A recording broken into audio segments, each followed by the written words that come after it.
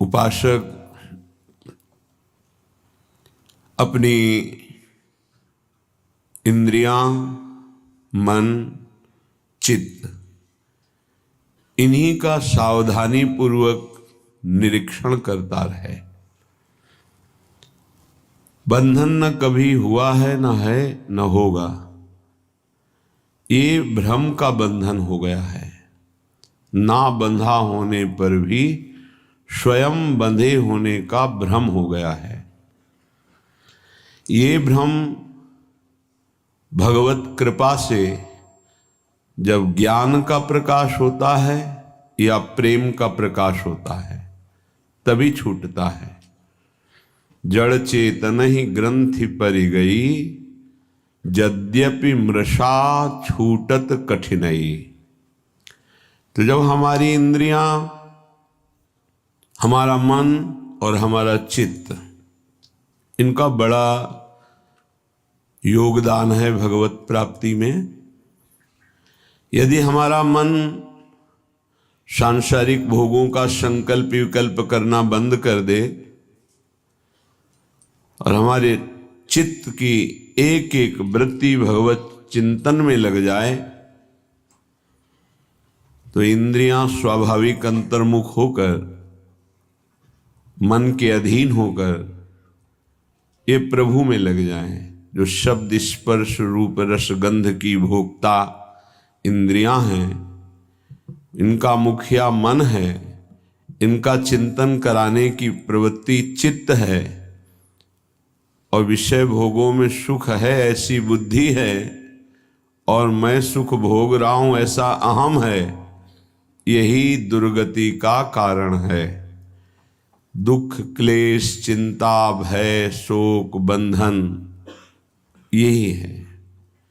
जब इंद्रियां मन के अधीन हो गई, मन प्रभु के चरणारविंद के सुख में ही निमग्न रहने लगा, बुद्धि का निश्चय एकमात्र श्यामा श्याम के सिवा कोई हमारा नहीं है, हम किसी के नहीं हैं, अहम प्रिया प्रीतम के चरणों में समर्पित हो गया तो जीवन मुक्त था, जीवन मुक्त है, जीवन मुक्त रहेगा, ऐसा अनुभव हो गया। जहां ये बंधन भ्रमात्मक हटा तो परमानंद की बाढ़ आ जाएगी। आप भावना भी नहीं कर सकते, संसारिक शब्दों में कल्पना भी नहीं कर सकते कि परमानंद सुख कैसा होता है, क्योंकि जितनी भी रची हुई सृष्टि वो ब्रह्मा के द्वारा रची हुई है। ब्रह्मा के द्वारा रची हुई संपूर्ण सृष्टि त्रिगुणात्मिका माया है। यहाँ परमानंद की कहीं कोई अनुभूति की बात ही नहीं है। जब तक विषयानंद का त्याग नहीं होगा तब तक परमानंद की अनुभूति नहीं होगी। जब तक ज्ञान नहीं होगा तब तक विषयानंद का त्याग नहीं होगा, या प्रेम नहीं होगा तब तक विषयानंद का त्याग नहीं होगा। बड़ा कठिन है मन और इंद्रियों को प्रभु में लगाना। बातें बना लेना, प्रवचन कर लेना, प्रवचन सुन लेना, वाहवाही इकट्ठा कर लेना, खूब धन एकत्रित कर लेना, खूब नाना प्रकार के भोगों को भोगना, ये कोई खास बात नहीं है। ये स्वाप्निक है, ये एक अच्छा स्वप्न है, लेकिन जब जगेंगे तो खाली हाथ होंगे। स्वप्न का कोई भी वैभव, भोग, सामग्री, परिवार जागृत होने पर कुछ नहीं होता, कुछ नहीं, 100% झूठा। ऐसे ही ये जो ब्रह्मा के द्वारा रचा हुआ संपूर्ण संसार है, जब आप भगवदानंद का जरा भी अनुभव करेंगे तो जेहि जाने जग जाए हेराई, जागे जथा स्वप्न भ्रम जाई। जिस परमात्म तत्व को जान लेने के बाद संसार ऐसे गायब हो जाता है जैसे स्वप्न में नाना प्रकार के पदार्थ, अनुकूल प्रतिकूल, व्यक्ति अनुकूल प्रतिकूल देखा, पर जब जगे तो कुछ नहीं था। उमा कहूँ मैं अनुभव अपना, सत हरि भजन जगत सब सपना। ये स्वाप्निक पूरा का पूरा जितना ब्रह्मा ने रचाया, आ ब्रह्म स्तंभ पर्यंतम सर्वम मायामयम जगत सत्यम सत्यम पुनः सत्यम हरेर्नामैव केवलम। तिनके से लेकर ब्रह्मलोक तक जितना कुछ है ये सब जादू का तमाशा है, माया है। आ ब्रह्म भुवनान लोकान पुनरावर्तिनो अर्जुन, हे अर्जुन इसमें मत फंसो। ये सब बार बार जन्म मरण का चक्र बढ़ाने वाले हैं, मिटाने वाले नहीं हैं। यहां से लेकर ब्रह्मलोक तक एकमात्र सच्चिदानंद में वृत्ति लगा दे, चाहे गृहस्थ हो या विरक्त हो, अपने अपने धर्म का पालन करते हुए वृत्ति को नाम में लगाना है, नाम में जीवन करना है। अब समस्या ये है कि हमारा मन और हमारी इंद्रियां तो भोगों में लगी हैं, कैसे परमात्मा तत्व में लगे? तो श्रीपाद प्रबोधानंद जी महाराज कह रहे हैं, वशी कर तुम सक्यो नहीं नहीं मनागिंद्रिय गणों, गुणों भुवनैने कोपि प्रविशति सदा दोष निचयः। क्वायामः किं कुर्मो हरि हरि मयि सोप्य करुणः। स्ववासं श्री वृंदावन वितरमानन्य गतिकम। क्या करूं, कहाँ जाऊं? क्वायामः कहाँ जाऊं? किम कुर्मो क्या करूं? हे हरि वशी कर तुम शक्यो नहीं नहीं मनागिंद्री गुणों। ये बहुत चंचल है मन, ये बहुत गंदी है इंद्रियां, बार बार भोगों में फंसा रही। हे मेरे हरि कहाँ जाऊं, क्या करूं? ये मेरे वश में नहीं हो रही। सच्चाई की बात यही है। बातें बना लेना, ज्ञान की बातें उपदेश कर लेना बहुत सरल है, पढ़ लो सुना दो, लेकिन इनको अपने आचरण में उतार लो। सोई महात्मा, चाहे वो गृहस्थ हो या विरक्त हो, शास्त्र की आज्ञा के अनुसार अपने अंतःकरण को चलाना ये महात्मा का लक्षण है। मन और इंद्रियों को स्वतंत्र रूप से भोगों में छोड़ देना ये विषयी पुरुष का लक्षण है। प्रायः बहुत संभालने पर भी, बहुत वर्षों तक इनको संयम में रखने पर भी कभी अहंकार न कर ले कि मैं संयमी हो गया, मैं जितेंद्री हो गया। जब तक प्रभु का मिलन न हो जाए तब तक मन और इंद्रिय पर विश्वास न करे कि मैं अमुक भोगों का विजयी हूं, त्यागी हूं। नहीं, कभी भी फिसल सकते हो। इसलिए आजीवन भगवत मार्ग के पथिक सावधान रह करके कभी गर्व नहीं कि मैं जितेंद्री हो गया, मैं मनोनिग्रही हो गया, मेरा क्या माया बिगाड़ सकती। नहीं, शिव विरंचिका मोहई को है बपुरान। और कौन बेचारा माया से युद्ध कर सकता है जब ये बड़े बड़े। तो क्या करें, बड़े मत बनो, छोटे बन जाओ, दैन्य हो जाओ। तृणादपि सुनीचेन, कोई नहीं तुमसे प्रश्न करेगा, न माया न भगवान। प्रश्न करते हैं जिनको बहुत अभिमान है कि हम जितेंद्री हैं, हम मनोनिग्रही हैं, हम बड़े भजनानंदी हैं, तो प्रश्न हो जाता है ये देखो, दो इसका उत्तर।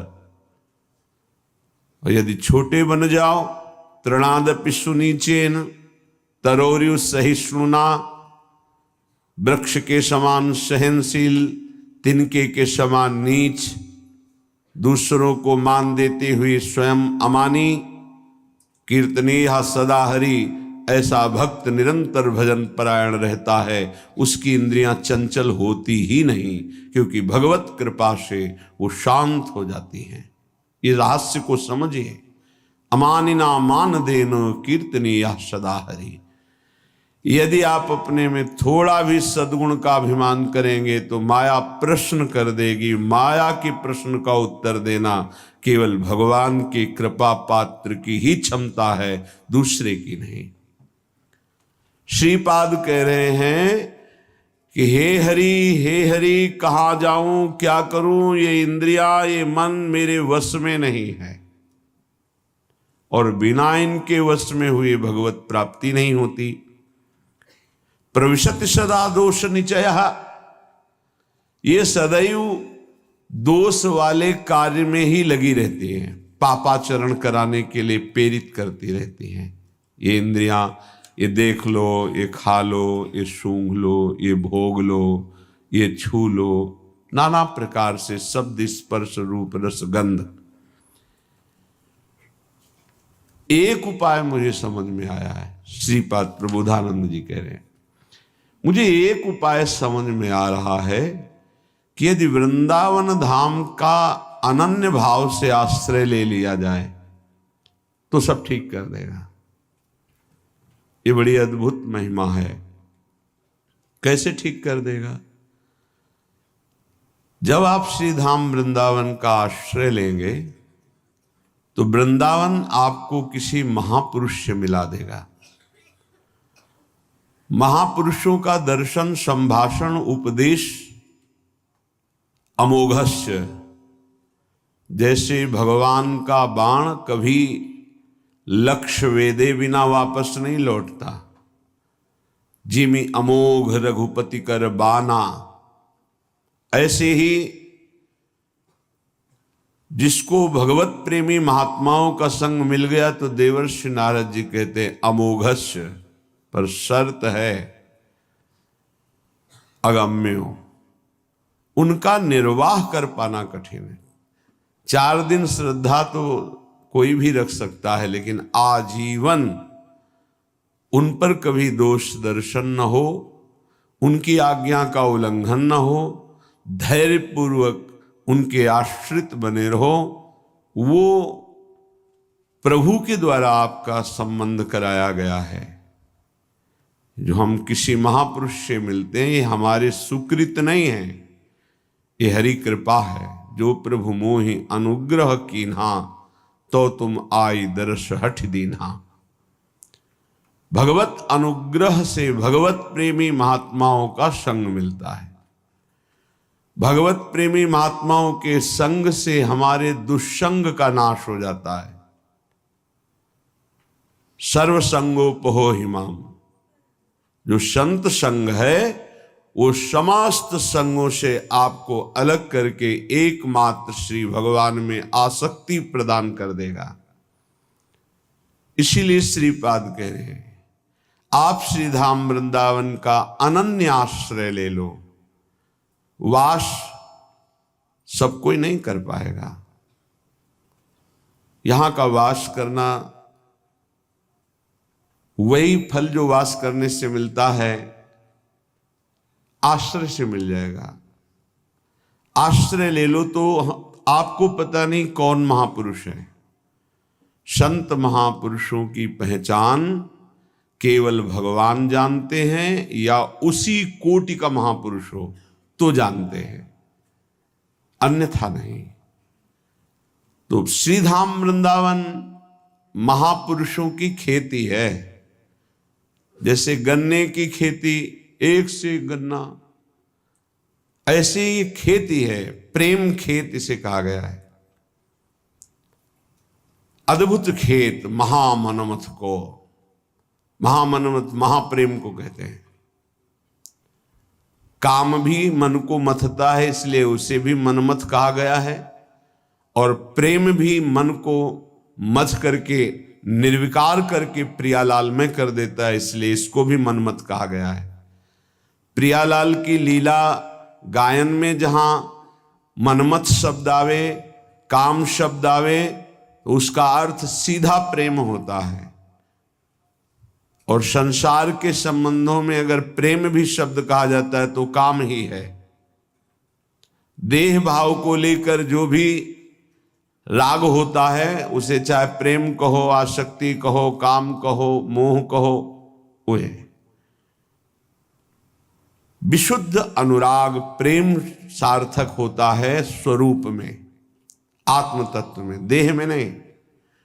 आत्माओं की परम आत्मा जिसे परमात्मा कहते हैं, ईश्वरों के परम ईश्वर जिन्हें कहते हैं, वो हमारे प्रभु नित्य बिहारी श्री लालजू महाराज हैं। उपासक को जब साधु संग मिले तो समझ ले हमारे इस संसार चक्र का अंतिम जन्म है। इसीलिए भगवान ने कृपा करके हमें साधु समागम दिया है। अध्यात्म का प्रभाव तभी पड़ता है जब ना अर्थ लिया जाए और ना अर्थ दिया जाए। अर्थ लेने की भावना से अध्यात्म का उपदेश देने पर रंग नहीं चढ़ेगा, और अर्थ दे करके अब अध्यात्म सुनने से अर्थ की प्रधानता होने के कारण, रजोगुणी वृत्ति होने के कारण, दैन्यता ना होने के कारण वो उपदेश को ग्रहण नहीं कर पाएगा।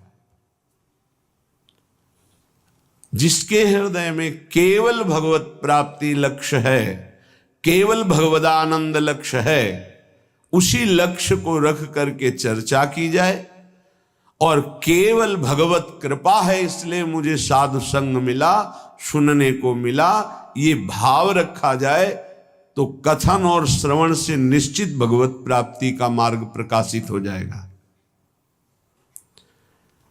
जब तक भगवदानंद के सिवा और कोई आकांक्षा अंदर रखी जाती है तो उसे कपट कहते हैं। यदि कपट रख करके अध्यात्म की चर्चा की जाए तो उसका कोई प्रभाव न कथन करने वाले पे पड़ता है, न श्रवण करने वाले पे पड़ता है। चौथी भगति मम गुणगन करई कपट तजी गान। ये जो भगवत चर्चा है, स्वांता सुखाय तुलसी रघुनाथ गाथा, ये आत्म सुख के लिए गान की जा रही है। मान प्रतिष्ठा, यश, कीर्ति, रुपया, पैसा, भोग सामग्री, प्रणाम, नमस्कार, वाहवाही, ये सब इसका लक्ष्य नहीं है। अगर ये लक्ष्य है तो प्रभाव नहीं पड़ेगा, न कथन से न श्रवण से। यदि भगवद आनंद लक्ष्य है तो श्रवण सुनत प्रापक रति राधा पद अम्बुज सुकुमार। सुनने मात्र से प्रियालाल के चरणों की प्रीति हृदय में प्रकाशित हो जाएगी। गावत श्रवणन सुनत सुखाकर विश्व दुरित दवनी। गायन करने से, श्रवण करने मात्र से संपूर्ण विश्व के पाप नष्ट हो जाएंगे। कोई भी कहीं भी हो, यदि वो कान में भगवत चर्चा सुन ले तो श्रवण द्वार जाकर हृदय के संपूर्ण मलिनताओं का, पापों का ये शब्द नाश कर देंगे। क्योंकि निष्काम, निर्विकार, चिदानंद भाव की प्राप्ति के लिए लक्ष्य करके जब चर्चा होती है तो उसमें अद्भुत सामर्थ्य होती है। इसीलिए श्रीपाद कह रहे हैं आप वृंदावन आ जाओ, एक दिन के लिए आ जाओ, इस रज में बैठकर चर्चा सुनो, तुम्हारे हृदय में निश्चित कोई न कोई शब्द अपना अधिकार कर लेगा। और एक शब्द पकड़ लिए पूरे सत्संग में तो आपके जीवन का परिवर्तन हो जाएगा, पक्का। श्रीपाद कह रहे जाति प्राण धनानि आंतु सुयसो राशि परीक्षीयतां सद्धर्मा विलयम प्रयांतु सततम सर्वैश्चर्निर्भर्त्स्यतां आधिव्याधि सतेन जीर्यतु वपुर्लुप्तो प्रतिकारतः श्री वृंदा विपिनम तथापि न मनाक् त्यक्तुम ममास्तां मतिः। न तुम्हारी जाति काम में आएगी, न तुम्हारे प्राण किसी काम के रहेंगे, न तुम्हारा धन तुम्हारे साथ जाएगा, न तुम्हारा परिवार, सब यही छूट जाएगा। देखो, जो पंचभूत हैं वो सबके एक ही हैं। पंचभूतों से बना हुआ है शरीर, जैसे हमारा वैसे ही आपका। इसमें कोई घटा बढ़ी नहीं है कि 80% हमारा, 75% आपका, 100% उनका, ऐसा नहीं। 100% पंचभूतों से जैसे ये बना है ऐसे आपका बना है, और 100% जैसे हमारा भगवान का अंश स्वरूप है आत्मा, वैसे ही आप सबके, किंचन मात्र कोई अंतर किसी से नहीं। ये जो विविध प्रकार के धर्म, लोक धर्मों की व्यवस्था की गई है, वो भगवत प्राप्ति के लिए की गई है। एक दूसरे पर घृणा, नफरत, लड़ाई झगड़ा, ऊंच नीच, इसके लिए नहीं की गई। एक लोक धर्म है। पर जब आप भागवत धर्म में स्थित होने की बात सोचेंगे तो तेज लोक धर्मान, श्री भगवान ने ही संपूर्ण सृष्टि की रचना की। ब्रह्मा जी के रूप में उन्होंने ये सारी व्यवस्था की युग धर्म के अनुसार। वही भगवान श्री राम जो हरि हैं, जिनके नाभि कमल से ब्रह्मा प्रकट हुए, सबरी जी के सामने बैठे कुश की चटाई पर, बड़े बड़े योगियों के द्वारा पावन किए हुए हृदय कमल में जिनका पधारना कठिन होता है, सबरी माई के सामने बैठे हुए। कौन है सबरी मैया? सब दंडकारण्य के ऋषि बड़ा ऐसा भाव रखते थे। दूर दूर एक तो भीलनी, दूसरे स्त्री, तीसरे कुरु, मतंग ऋषि सबरी की भावना को पहचाना और अपने पास में कुटिया बनाई और कहा, बेटा तुम निश्चिंत होकर यहां भजन करो। ये बड़े बड़े ब्रह्म ऋषि जन क्यों नहीं समझ पाए सबरी जी को कि इतनी उच्च कोटि की महान भक्ता है? क्योंकि उन्हें अपने ब्रह्मणत्व का, अपने तप का, अपने साधन का, मैं महान हूं क्योंकि ब्रह्म ऋषि हूं, ब्रह्मणत्व है। ये भगवान किसी की भी कुटिया में नहीं गए, किसी की तरफ देखा नहीं, उनकी तरफ देखा जो सबरी जी पर भाव रखते थे। तो उनसे पूछ लेते थे कि सबरी मैया का आश्रम किधर है। संभाषण कर लिया, देख लिया, आश्रम किसी के नहीं। और जो ऐसा सोचते थे कि मैं तो इतने 1000 वर्ष से तप कर रहा हूं, भगवान तो मेरे यहां आएंगे ही, भगवान ने देखा भी नहीं, संभाषण भी नहीं किया। आश्चर्य है, भगवान सबरी जी के सामने कुशासन में बैठे हुए। सबरी जी एक एक बेर भगवान को दे रही है, जो रोज भाव से चयन करती थी। भगवान उससे बखान बखान के पा रहे। फिर भगवान सबरी जी की स्तुति करते हैं। जो नवधा भक्ति है वो उपदेश नहीं, क्योंकि भगवान के सामने ही प्रेमाग्नि में शरीर को भस्म करके वो भगवत धाम जा रहे, तो उपदेश दिया जाता है जो आचरण करे। सबरी जी में तो संपूर्ण प्रेम लक्षणा भक्ति का प्रादुर्भाव हो चुका है, जो नवधा भक्ति के बाद होती है। भगवान ने उसमें कहा कि जाति पाति कुल कर्म बढ़ाई, ये सब मैंने माना, मुझे ये कोई रिझा नहीं सकता। मैं अमुक हूं, मैं अमुक हूं, मैं अमुक। मानो एक भगति कर नाता, एकमात्र मैं भक्ति का नाता मानता हूं, और वो किसी के अहोवत्सो पचतो गरीयान यज्ञ वर्तते नाम तुभ्यम। वो चांडाल भी जगत पूजनी हो जाता है जिसकी जिह्वा पर भगवत नाम हो। जो भगवान का भक्त हो चरणोदक लेकर पीना चाहिए, वो चाहे स्वपच हो, चांडाल हो, किसी भी कुल में जन्मा हो। और जो भगवान की भक्ति से विमुख है, वो कोई भी हो, वो इस सच्ची मानो वही स्पर्श करने योग्य नहीं है जो भगवान से विमुख है। और जो भगवान के सन्मुख है वही सर्व पूजनीय सर्व वंदनीय है। ये केवल एक मर्यादा बनाई गई लोक व्यवहार के संचालन के लिए।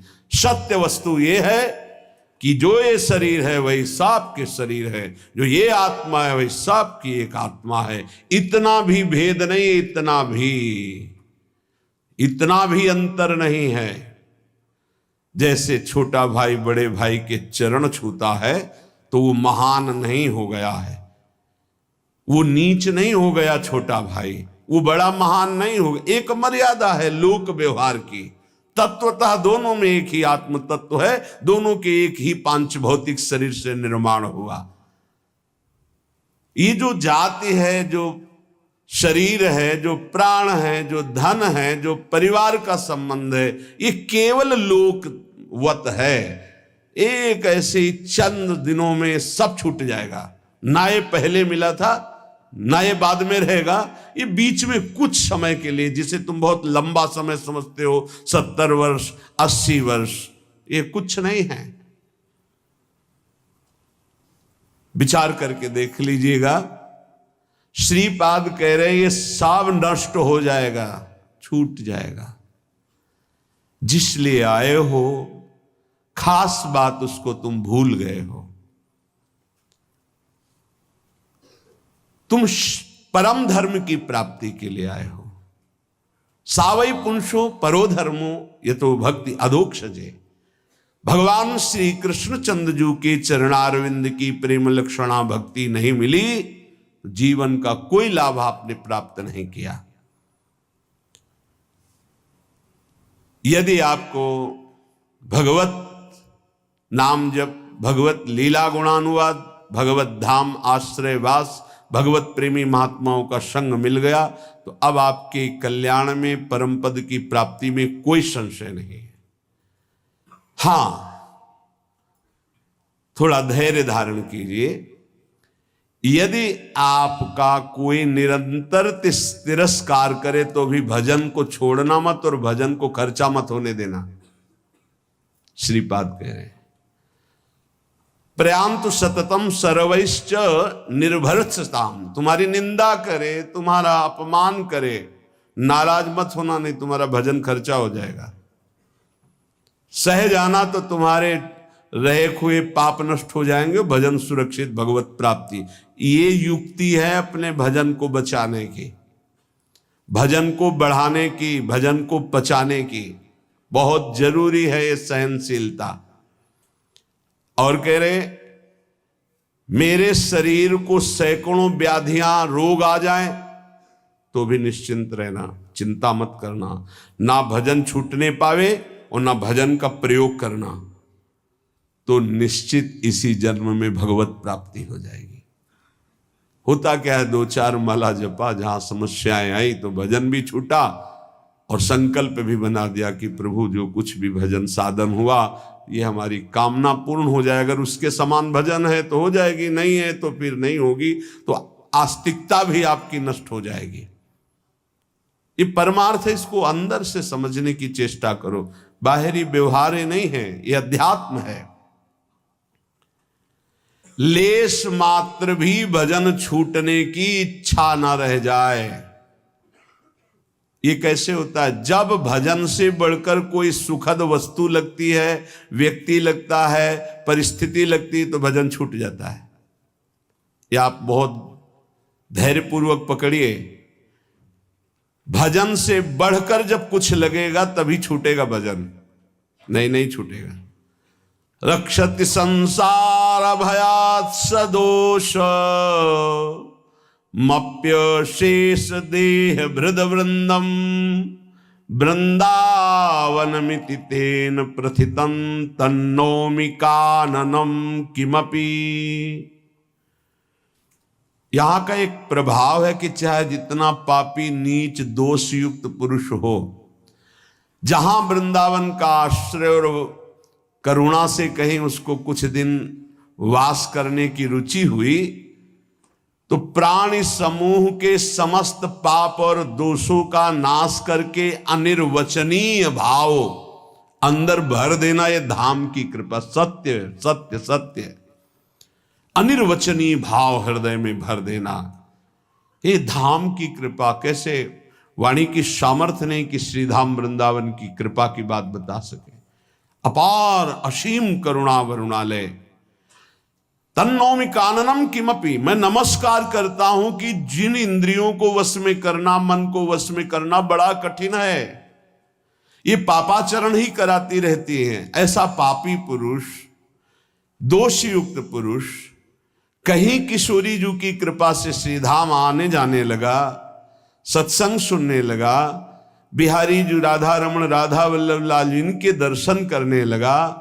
धाम की कृपा से ऐसा अनिर्वचनीय भाव जाएगा कि परिवर्तन हो जाएगा, वो दोष रहित हो जाएगा। बड़ा आश्चर्य होता है, 30-30 वर्ष से व्यसन कर रहे हैं, मदिरा पीना, मांस खाना, व्यभिचार करना और आदि आदि, और वृंदावन से शब्द गया, मिले बाद में पहले निर्विकार हो गए। ये चमत्कार कैसा श्रीधाम वृंदावन का, कि भूमि में बोला गया शब्द गया और उसका परिवर्तन कर दिया। और जिसका शरीर वृंदावन आया, यहां की रज लगी, उसमें अनिर्वचनीय भाव आ जाए तो कौन से आश्चर्य की बात है। जब किसी में भगवत कृपा से भक्ति का प्राकट्य होता है और भक्ति अपना स्वरूप दृढ़ करती है, तो उसमें ये 20 लक्षण जागृत हो जाते हैं। पूज्यपाद महामहिम सिउड़िया बाबा जी महाराज,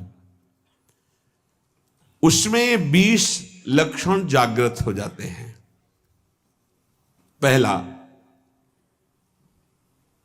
नाम जप में स्वाभाविक प्रीति, राधा राधा राधा राधा राधा राधा राधा, हर्ष में एक ऐसी लगन, एक ऐसी अगन जो बुझे ना, जो टूटे ना।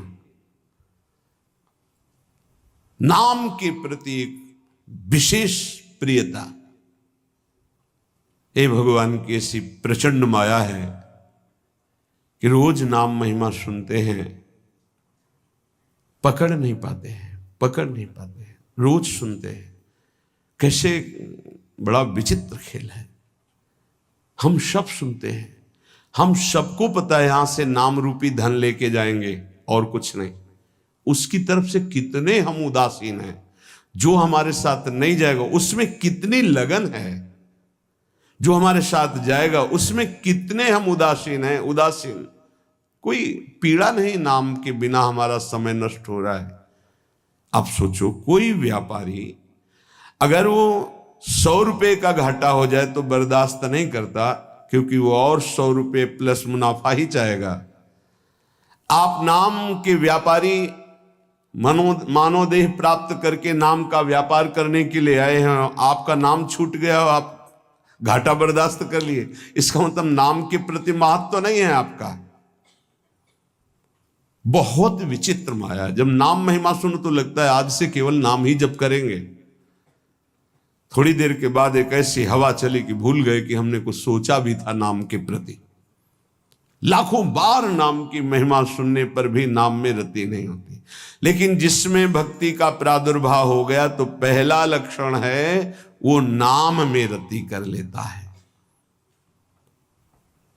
ये भगवान की माया नाम में रति नहीं होने देगी, पक्का। ये भगवान की भक्ति ही नाम में रति होने देती है। लाख समझाओ, नाम में रति नहीं हो सकती।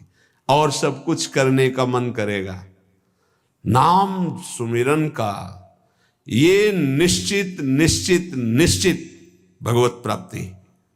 अगर आपकी नाम की माला चल रही श्वासों में, बस निहाल हो जाओगे। कुछ पकड़ो या ना पकड़ो, निहाल हो जाओगे। मान लो हमारी बात,